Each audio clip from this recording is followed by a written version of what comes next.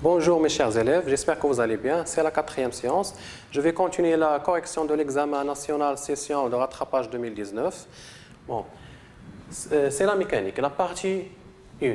Mouvement d'un solide dans le champ de pesanteur.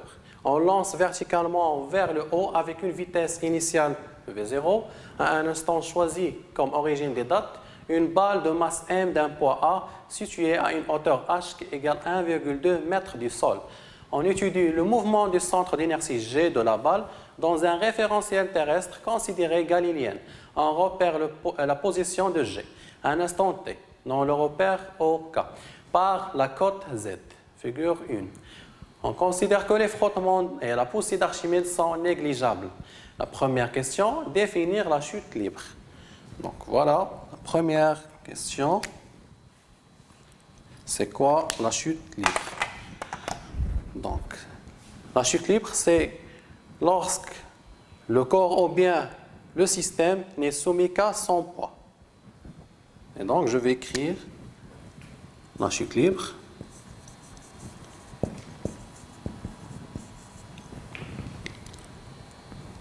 Et lorsque le système n'est soumis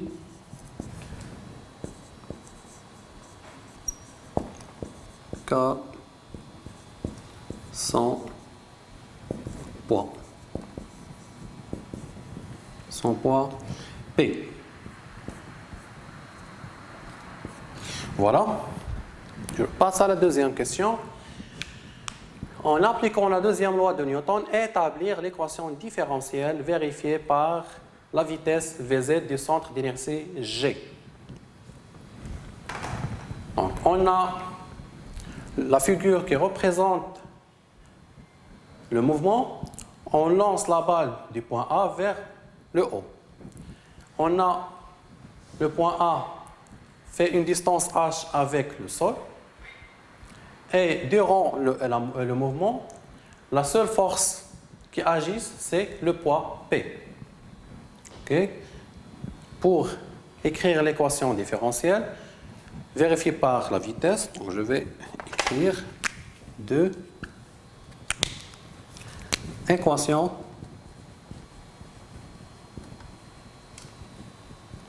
différentielles V de Z de T.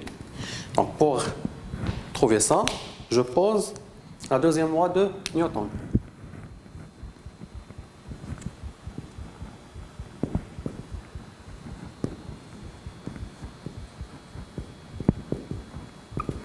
Donc M, la masse, fois l'accélération, vecteur, qui est égal, la seule force qui agit sur le système, c'est le poids.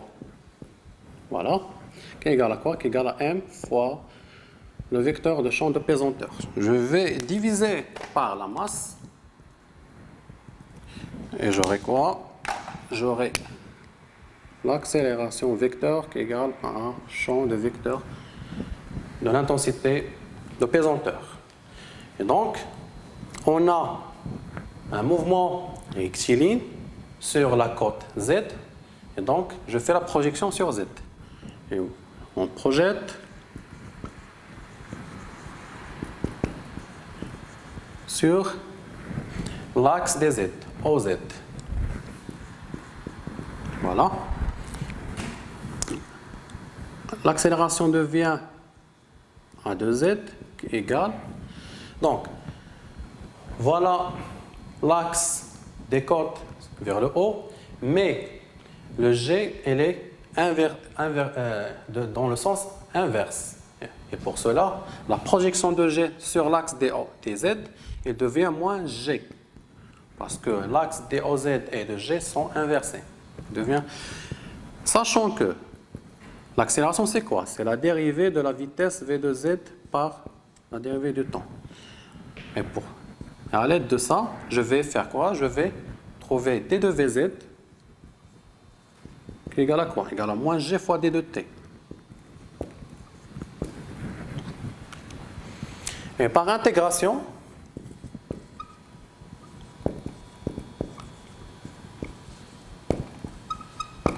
par intégration, je vais trouver la primitive de la vitesse v de z, qui est égale à quoi? Égale v de z de t égale à moins g fois t plus v0 de z. C'est quoi v0 de z? C'est la vitesse initiale à l'instant t égale à 0. À l'instant t égale à 0, on a lancé la balle du point A. Et c'est quoi la vitesse? À cet instant, la vitesse v0 égale à quoi? Elle est différente de 0. OK? Parce qu'on a fait le lance avec une vitesse initiale. Et voilà l'expression de l'équation différentielle vérifiée par la vitesse v de z. Je passe maintenant à la question 3. Montrer que l'équation horaire du mouvement s'écrit sous la forme z qui égale moins 1 demi gt carré plus v0t plus h. Troisième question. On montre que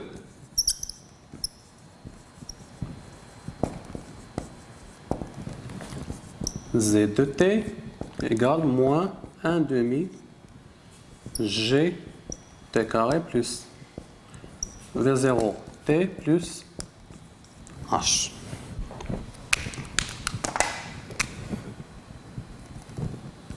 Je vais montrer ça. Donc, pour trouver cette expression, je vais utiliser l'équation différentielle vérifiée par la vitesse. OK? Donc, v de z qui est égal à quoi? Est égal à moins gt plus v0 z.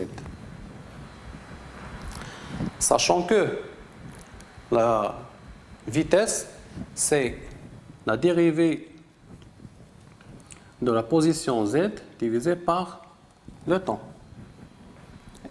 Et elle devient cette expression d de z égale à moins gt fois d de t plus v0z fois d de t. Et par intégration, je vais faire une intégration, je vais trouver l'expression de z. Donc c'est quoi z de t? Égale à quoi? Elle est égale.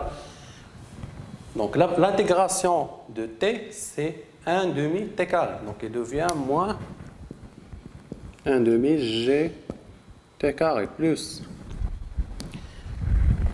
la primitive de 1 d de t, c'est t. Donc il devient v0z fois t plus une constante z0. Et maintenant, je vais chercher z0 et vz0. Donc, vz0, c'est la vitesse à l'instant t égale à 0. Pardon.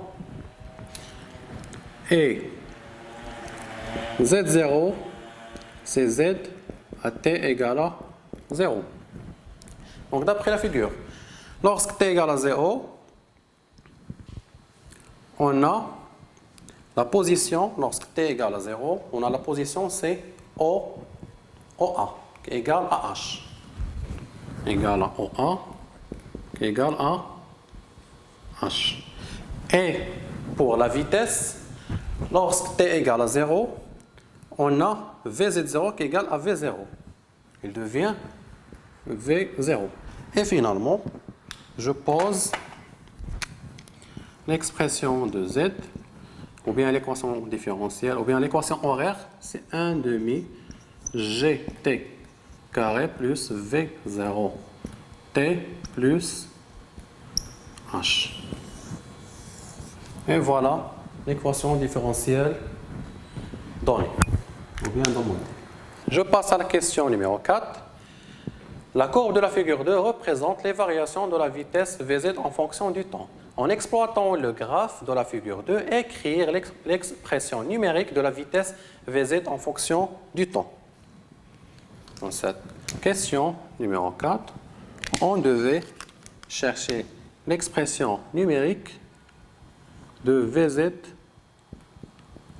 en fonction du temps. Voilà. Et pour cela, je vais utiliser cette expression. OK?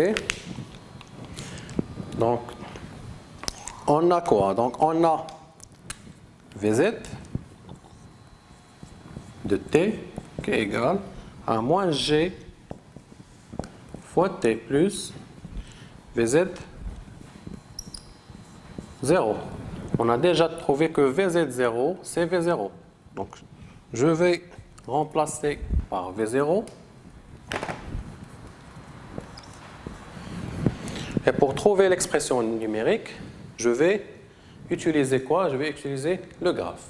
Donc, lorsque Vz de t égale à 0 est égal à V0, et je vais utiliser le graphe. Donc, je passe au graphe.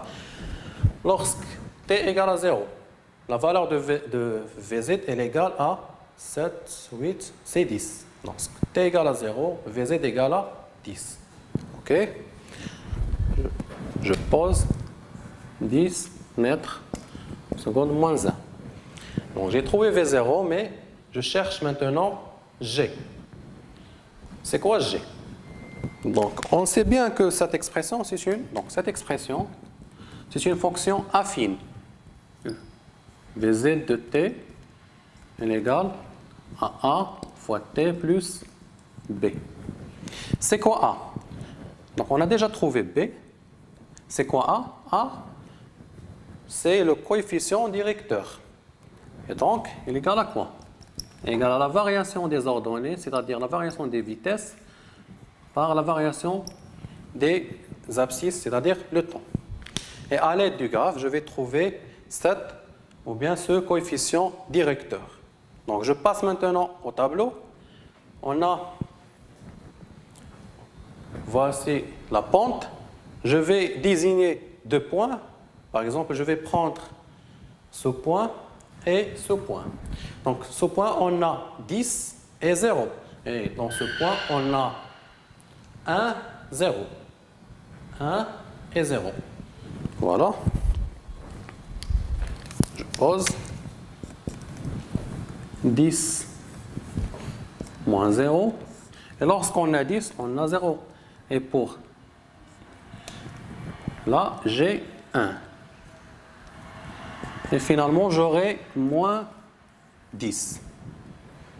On peut prévenir l'unité, c'est mètres secondes par seconde, dès qu'elle devient mètres seconde moins 2.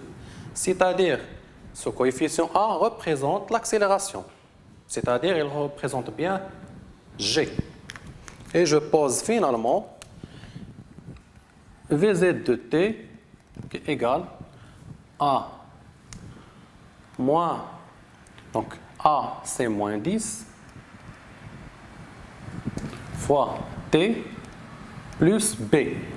B, il représente V0. Il représente quoi? Il représente 10. Et voilà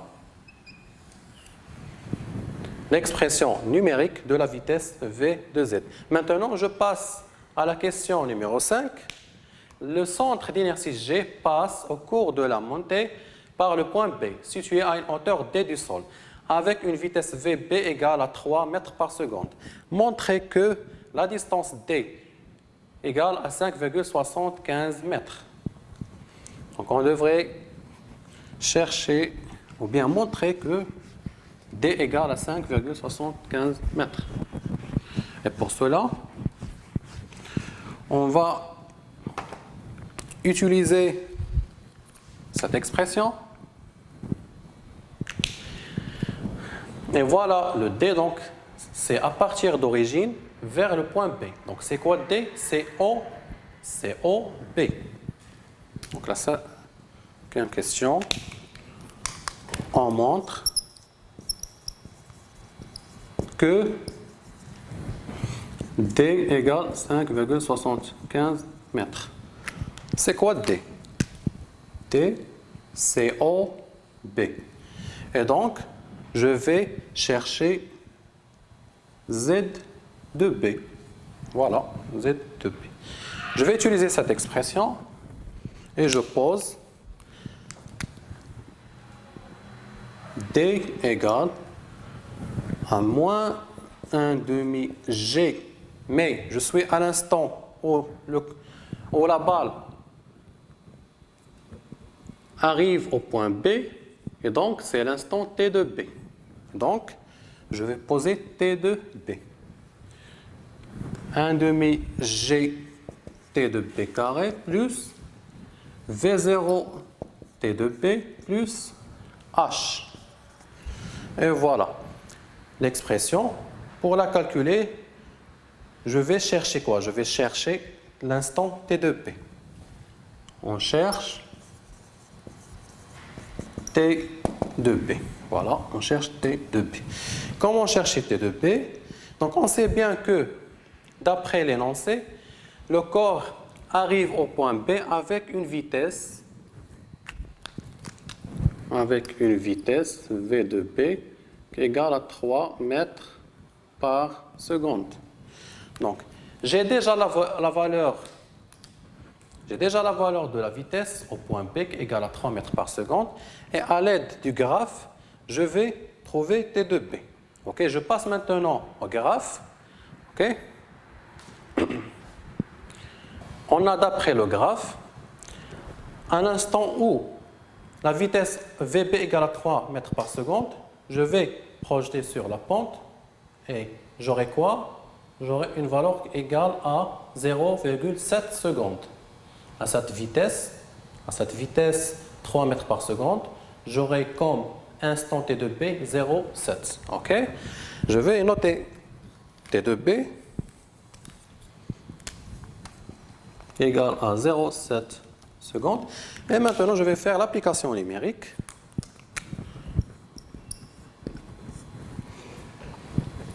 Z de B qui est bien égal à D qui est égal. Et je pose 1 demi fois G. C'est quoi G? C'est 10 fois TB au carré, c'est 0,7 au carré plus V0. C'est quoi V0? On a déjà la valeur de V0, c'est 10. Donc c'est 10 fois 0,7, c'est T de P plus H. C'est quoi H? C'est 1,2 mètres. C'est-à-dire 1,2. Et finalement, j'aurai la valeur de T qui est égale, bien sûr en mètres, égale à 5,75. Et voilà, on a vérifié cette valeur. Voilà. On passe à la dernière question de cette partie. On lance de nouveau à un instant choisi comme nouvelle origine des dates, verticalement vers le haut, la balle du même point A avec une vitesse initiale V0' qui est égale à 8 mètres par seconde. Le centre d'inertie G de la balle atteint-il le point B? Justifiez votre réponse. Donc, dans cette question, ou bien 6, on doit vérifier est-ce que la balle atteint-il le point B. Je vais noter la nouvelle vitesse V0' égale à 8 mètres par seconde. Et pour vérifier est-ce que la balle avec cette nouvelle vitesse, parce que je vais poser V0', ce n'est pas V0 qui est égal à 10, mais c'est égal à 8. Est-ce qu'avec cette nouvelle vitesse de lancement, est-ce que la balle va atteindre le point B ou non? Pour cela, je vais chercher D de nouveau. Donc, je vais poser D qui est égal à quoi? C'est la même expression. Z de B. Je vais écrire Z' pour ne pas confondre avec l'autre Z. T de B prime qui est égal moins 1 demi G T de B prime plus V0' fois T de B' plus H. Il faut faire attention que l'instant T de B d'arrivée, ce n'est pas la même parce qu'on a changé la vitesse de lancement, la vitesse initiale de lancement, et donc on n'aura pas la même instant T de B d'arrivée. Donc il devient T'. J'ai H, j'ai la vitesse initiale, mais je n'ai pas T de B', je n'ai pas l'instant d'arrivée. Donc on cherche T de B'. Comment trouver cette T de prime? Je vais faire une hypothèse. C'est quoi l'hypothèse? C'est que lorsque la balle arrive au point B, sa vitesse devient nulle, c'est-à-dire le sommet. Lorsque la balle arrive au sommet, sa vitesse devient nulle. Donc je vais poser V de B' à cet instant est égal à 0. Et c'est quoi l'expression de la vitesse? Je vais utiliser cette expression. C'est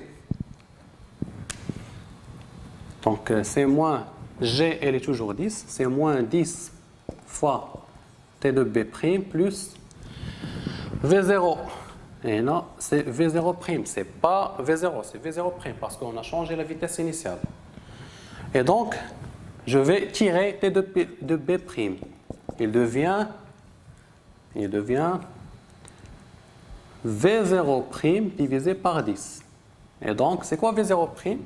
On a 8 divisé par 10 égale à 0,8 secondes. Et voilà, 0,8 secondes, c'est l'instant d'arrivée de la balle au point B.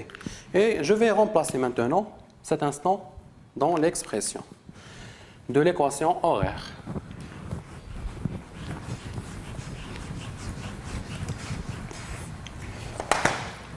Je pose maintenant la distance D égale moins 1,5 fois G. C'est quoi G? C'est 10 fois T de B' qui est égal à 0,8 plus V0', c'est 8 fois T de B', c'est 0,8 plus H. C'est quoi H? C'est 1,2 mètres. H, c'est 1,2 mètres. Et par application numérique, j'aurai quoi? J'aurai la valeur de la D qui est égale, je peux la noter D', la nouvelle distance, en mètres. Donc j'aurai quoi comme valeur? C'est 4,4. Et donc, je constate que cette distance D', c'est inférieur à 5,75 mètres. Donc cette distance que j'ai calculée, c'est inférieur à la distance D. Et donc, je peux déduire que la balle n'atteint pas le point B. Donc, on déduit que la balle n'atteint pas le point B. Voilà. Maintenant, on passe à la deuxième partie de la mécanique, celle des oscillateurs mécaniques. C'est l'étude énergétique d'un pendule de torsion. C'est la partie 2. Un pendule de torsion est constitué d'un disque homogène S suspendu en son centre d'inertie par un fil métallique vertical de constante de torsion C. On fait tourner le disque horizontalement de sa position d'équilibre dans le sens positif d'un angle θ max égal à 0,5 radian autour de l'axe delta, matérialisé par le fil métallique. Puis, on l'abandonne sans vitesse initiale à un instant choisi comme origine des dates, t égale à 0. Il effectue alors un mouvement de rotation sinusoïdale. On étudie le mouvement du pendule dans un référentiel terrestre considéré galiléen. À la date t, l'angle de rotation du disque est θ. On prend le plan horizontal confondu avec le plan du disque comme référence de l'énergie potentielle de pesanteur et la position d'équilibre du disque θ égale à 0 comme référence de l'énergie potentielle de torsion. Le graphe de la figure 4 représente les variations de l'énergie potentielle de torsion EPT en fonction du temps. En exploitant la courbe de la figure 4, la première question, déterminer l'énergie potentielle de torsion maximale et déduire la constante de torsion C. Alors, on cherche l'énergie potentielle de torsion maximale à l'aide du graphe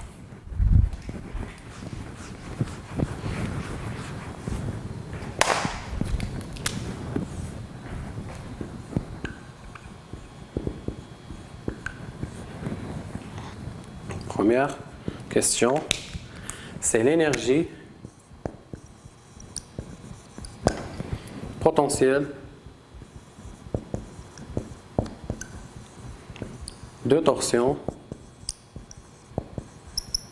maximale.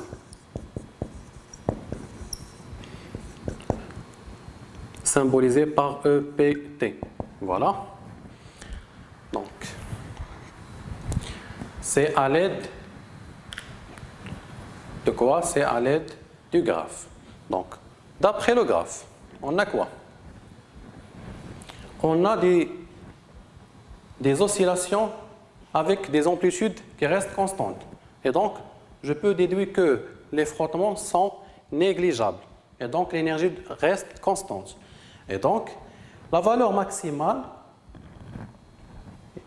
c'est là la valeur maximale, et qui est égale à quoi? Elle est égale à 0,05 joules. Voilà la valeur maximale de l'énergie potentielle de torsion qui est égale à 0,5 joules. Je vais noter ça. L'énergie potentielle de torsion maximale qui est égale à 0,05 joules. Je passe maintenant à la question numéro 2. Sachant que l'énergie mécanique du pendule étudié se conserve, montrez que l'énergie mécanique égale à 0,5 joules. Je pose la question numéro 2 et on montre que l'énergie mécanique égale à 0,05 joules. Je vais vérifier ça. Donc, on note que l'énergie mécanique égale à quoi? Égale à la somme de l'énergie cinétique plus l'énergie potentielle de torsion. Avec l'énergie potentielle de pesanteur qui reste nulle parce que le plan du disque elle est horizontale et donc Z égale à 0 et donc l'énergie potentielle de pesanteur elle est nulle. Or, pour les deux cas, on va chercher l'énergie mécanique. Donc, on a vu que l'énergie mécanique se conserve et donc c'est une constante. Elle est égale à une constante parce que se conserve. Se conserve. Et lorsque l'énergie mécanique se conserve, je peux écrire que l'énergie mécanique il peut égaler à l'énergie cinétique maximale ou bien égal à l'énergie potentielle de torsion maximale. Donc, si l'énergie cinétique est maximale, l'énergie potentielle de torsion devait être nulle. Et vice-versa, si l'énergie potentielle de torsion est maximale, l'énergie de tension elle devient nulle. Et donc, l'énergie mécanique égale à l'énergie potentielle de torsion maximale. Et on a déjà calculé l'énergie potentielle maximale, potentielle de torsion maximale qui est égale à 0,05 joules. Et voilà j'ai vérifié que l'énergie mécanique égale à 0,5 joules. J'arrive à la dernière question. Trouvez la valeur de l'énergie cinétique du pendule à l'instant t égale 0,3 secondes. La troisième question. On cherche l'énergie cinétique à l'instant t qui est égale à 0,3 secondes. Donc, je vais poser cette expression. Donc, c'est quoi l'énergie mécanique à l'instant 0,3 secondes? C'est l'énergie cinétique à 0,3 secondes plus l'énergie potentielle de torsion à 0,3 secondes. Je vais tirer l'énergie cinétique.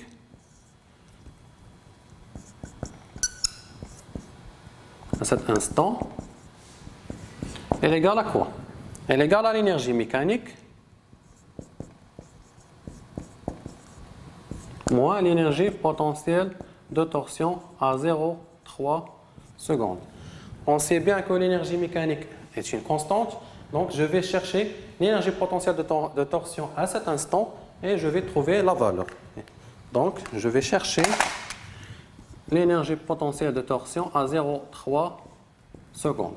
Je vais utiliser le graphe maintenant. Donc, à 0,3 secondes, j'arrive à trouver la valeur de l'énergie potentielle de torsion égale à 0,025. 0,3, je projette et je trouve 0,025. Voilà, l'énergie potentielle de torsion à cet instant, c'est 0,025 joules. Et l'énergie mécanique, elle est égale, elle est toujours constante. L'énergie mécanique, elle est toujours constante, c'est 0,05. 0,05 joules. Et je remplace et je trouve l'énergie cinétique à 0,3 secondes qui est égale à 0,05 moins 0,025. Et finalement, l'énergie cinétique à 0,3 secondes égale à 0,025 joules. Et voilà, j'arrive à la fin de cette correction de l'examen. Bon courage et à bientôt.